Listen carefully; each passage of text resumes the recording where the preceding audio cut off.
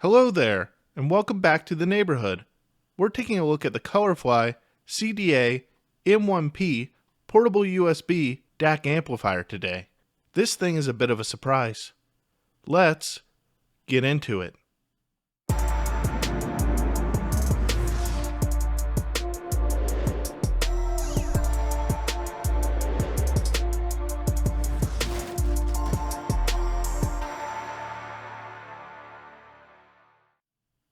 The CDA-M1P is a solid build. It's a nice heavy metal piece with 4.4mm balanced and 3.5mm unbalanced amplified output. It also outputs high gain and low gain, which can be selected by pressing both the plus and minus volume buttons simultaneously. One can also switch between different filter modes by long pressing these buttons together too. But it was difficult to tell which filter was on at a given time, as only high and low gain changes colors. But the filters are rather subtle, rather than drastic in their influence. All that's included in the box, other than the unit itself, is a USB Type-C to Type-C cable, so you'll need adapters for alternative USB connections.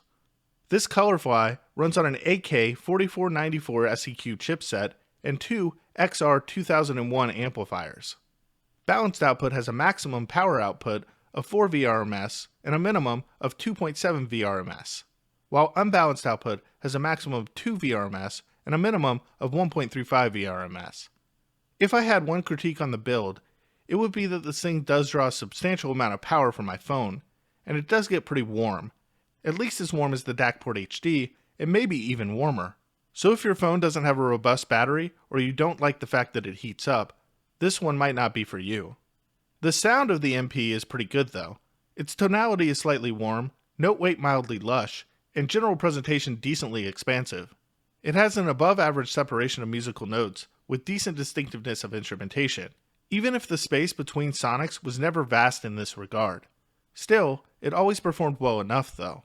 And while low-end dynamics were generally better than top-end dynamics, general dynamic performance was really good overall, with global appropriate transients, even if it could be on the slower side of things on some tracks. Be that as it may, the CDA-M1P definitely pulled out some additional bottom-end impact from sets that normally might be lacking in this characteristic. The mid-range was also well represented, and guitars in particular had a satisfying growl to them. Furthermore, vocals were also particularly well represented for male vocalists, even if female vocalists were less pushed forward depending upon some of the filters. I think this outcome was due to the fact that the treble and upper mid-range was generally rolled at least to a certain extent, suggesting that Colorfly was targeting listeners who may likely prefer more of an Americanized tuning. I'll also point out that the CDA-M1P was at least somewhat IEM and headphone picky. What was interesting was that with some IEMs and headphones, the resolution appeared to be lacking or dumbed down a bit, especially when powering cheaper items. But with higher end products, the CDA-M1P often came alive, and I really enjoyed it with my ZMF Camphor Burl Verite Open, for example. And at a price around $80, its performance, portable or otherwise, really impressed me. Overall, I think this is an excellent product, even if it really isn't a reference one. As its name implies, it's definitely colored, but in a positive and pleasant way that doesn't go too far in either direction.